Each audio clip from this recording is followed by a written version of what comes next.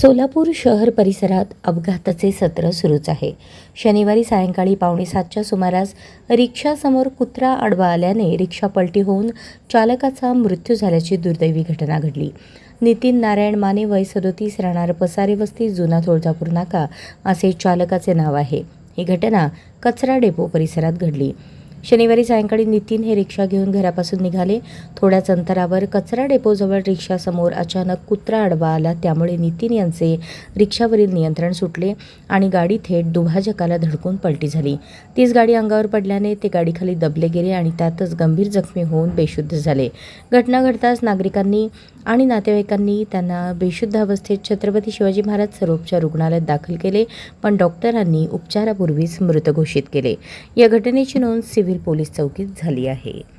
अशाच नवनवीन अपडेटसाठी जनता राज्य न्यूज चॅनलला सबस्क्राईब करा, लाईक करा आणि शेअर करायला विसरू नका.